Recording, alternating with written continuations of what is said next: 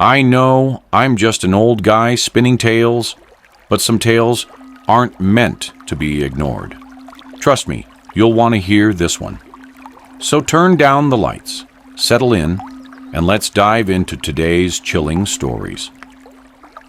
Before we begin, a fair warning. What you're about to hear is purely for entertainment. These stories and theories, they're nothing more than shadows in the dark. No proof, just whispers carried by the night. Listen closely, but don't say, "I didn't warn you." Viewer discretion is strongly advised. I always thought hell was a place reserved for the damned, where demons punished evil souls for eternity. The stories I heard growing up painted a clear picture: fire, brimstone, and suffering beyond comprehension. But as I grew older, I realized something far more chilling. Hell isn't always an afterlife waiting for us. Sometimes it exists right here, in the real world. And the torturers? They're not demons with horns. They're people. It started when I moved to a new neighborhood. One of those places where smiles hid something darker, and every glance felt like a silent judgment. At first, I brushed it off as paranoia, convincing myself that it was all in my head. But soon, I started receiving anonymous notes slipped under my door, cryptic messages that hinted at things only someone closely watching me would know. One note read, "Hell is not a place beneath us. It's where we suffer, at the hands of others." I ignored it, thinking it was a prank. But the notes kept coming, and they became more personal. They began mentioning my daily routine, what time I left for work, where I went for coffee, even what I wore. Whoever was behind this wasn't just watching. They were studying me. Soon after, I started hearing footsteps behind me at night. The kind of footsteps that keep a steady rhythm, matching your pace perfectly, sending shivers down your spine. I would turn around and see nothing but empty streets. Was it paranoia? Or was someone really following me? Things escalated when my phone began receiving strange calls, long silences on the other end, followed by heavy breathing and a faint, distorted voice whispering my name. I felt trapped in a nightmare, unable to wake up. The notes grew more sinister, warning me of torment yet to come. One day, I opened my door to find a red envelope taped to it. Inside was a single sentence written in blood-red ink. "The torturers of hell have arrived. We are your neighbors, your colleagues, your friends." At this point, you might think this is just a tale of supernatural horror. But here's the twist. The torturers weren't some paranormal entities. They were real people. People who knew me, people I trusted. This is where it hits close to home, because in real life, hell can be the toxic environments we live in. It's the workplace where your boss watches your every move, ready to pounce on the smallest mistake. It's the so-called friends who smile to your face, but secretly enjoy your struggles. It's the social pressure, the whispers, the judgment that grinds you down slowly until you're just a shell of who you once were. Hell isn't a place. It's a state of mind inflicted by the cruelty of those around you. The torturers of hell are the people who manipulate, gossip, and spread negativity, turning your life into an ongoing torment. I knew I couldn't live like this anymore. I began fighting back, not with violence, but by reclaiming control of my life. I cut off toxic relationships. I learned to stand up for myself, to confront the silent torturers who tried to keep me down. In real life, escaping hell means finding the strength to rise above the torment, to silence the whispers in your mind that say you're not good enough. The torturers only have power if you allow them to. The torturers of hell might not wear chains or carry whips, but they exist all around us. They're the ones who try to drag you down, to make you doubt yourself, to turn your life into a living nightmare. But the greatest twist of all, you have the power to escape. Hell doesn't last forever if you refuse to stay trapped in it. So the next time you feel like you're living in hell, remember this. You can be your own savior. You can break free. Because hell isn't eternal. It's a choice to let others control your life. I thought I had escaped.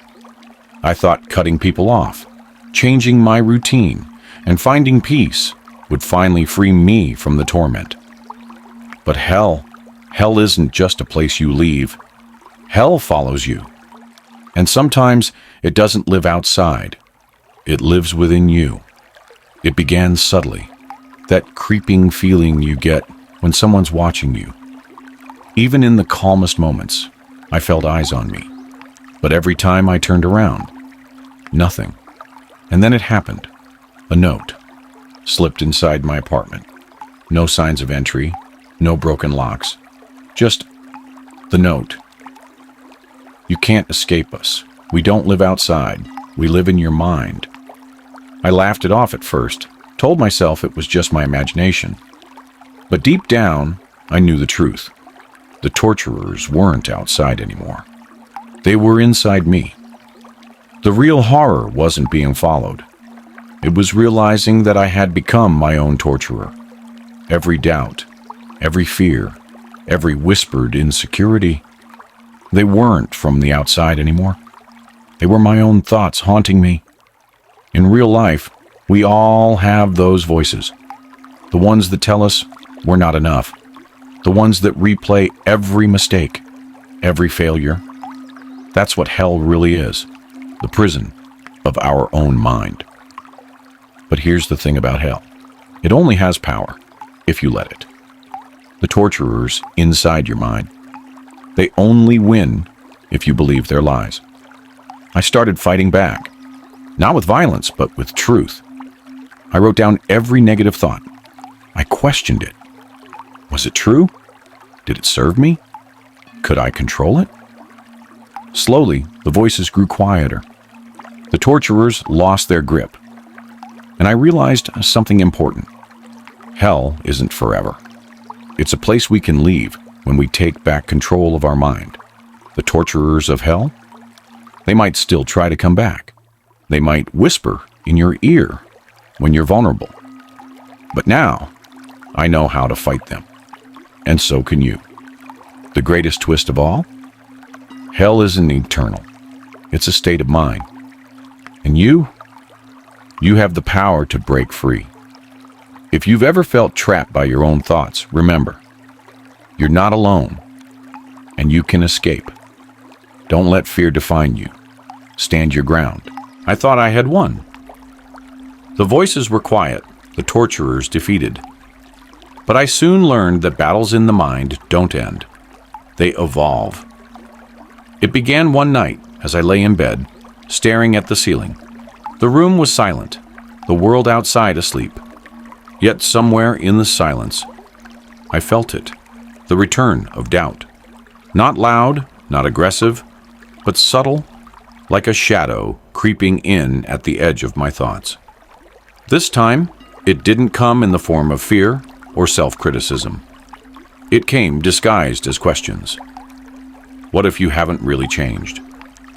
What if this peace is temporary? What if the torturers are just waiting for the right moment to strike again? I tried to ignore it. I told myself I was stronger now, that I knew how to fight. But doubt is persistent. It doesn't need to shout to be heard. It whispers, planting seeds of uncertainty. Days went by, and the whispers grew louder. They started to invade my moments of calm. They crept into my work, my conversations, my dreams. I found myself questioning everything again. My choices, my progress, my strength. But this time, something was different. This time, I didn't panic. I realized that doubt isn't a sign of weakness. It's a sign of being human. Everyone has doubts. Everyone faces moments where they question themselves. The difference between being trapped in hell and finding freedom is in how you respond. So, I responded with kindness to myself. Instead of fighting the doubts, I acknowledged them. I let them exist without giving them power. I told myself it was okay to feel uncertain, to have questions, to not have everything figured out. And slowly, the doubts began to fade. Not because I had defeated them, but because I had accepted them. I stopped seeing them as enemies and started seeing them as part of the process. Hell, I realized, isn't just about fear and pain. It's about the stories we tell ourselves. The torturers of hell aren't just voices of negativity. They're the doubts we refuse to face, the emotions we try to suppress, the parts of ourselves we think we have to hide. By facing my doubts with acceptance, I found something unexpected. Peace. Not the kind of peace that comes from never having doubts again, but the kind that comes from knowing I don't have to be perfect to be free. The greatest twist of all? Freedom isn't about never hearing the voices again. It's about learning to live with them without letting them control you. So if you ever find yourself back in that place of doubt, remember, you don't have to fight to escape. Sometimes you just need to stand still, breathe, and remind yourself that it's okay to not have all the answers. You don't have to be fearless to be free. After learning to live with doubt, I thought I had reached the end of my journey. But there was one last twist, one final revelation waiting for me. Something I hadn't yet understood. It happened during a quiet evening. I was sitting alone, reflecting on how far I'd come. For the first time in a long while, I felt content. The whispers were gone, the doubts had quieted, and then a thought surfaced. A realization that sent chills down my spine. What if the torturers were never meant to be my enemies? I had spent so long fighting them, running from them, trying to silence them. But what if they had a purpose? What if they weren't there to destroy me, but to teach me? I remembered every moment of fear, every instance of doubt, and how each one had forced me to grow, to become stronger, wiser, and more resilient. The torturers had never truly been external forces. They were parts of me, the parts that needed healing, understanding, and acceptance. That was the final twist. The torturers weren't demons. They were my fears, my insecurities, my doubts, all trying to help me see what I needed to face. I didn't escape them by defeating them. I escaped by embracing them, by understanding that they were messengers, not enemies. Life will always have its torturers. They will come in the form of challenges, fears, and doubts. But they don't have to be your enemies. They can be your greatest teachers if you let them. When you stop running from your fears and start listening to them, you find something unexpected. Growth. The kind of growth that turns pain into strength, fear into courage, and doubt into wisdom. Hell, I realized, isn't a place we escape from. It's a place we transform. It's where we confront the darkest parts of ourselves and turn them into light. To anyone who feels trapped by their own thoughts, weighed down by fear or doubt, remember you don't have to fight forever. Sometimes, the way out is through acceptance. Sometimes, the torturers are just trying to show you the parts of yourself that need healing. You have the power to transform your hell into something beautiful. You have the strength to face whatever comes your way. And in the end, you'll find that freedom isn't about being without fear. It's about learning to live fully, even when fear is present. You don't have to be perfect to be free. You just have to keep moving forward.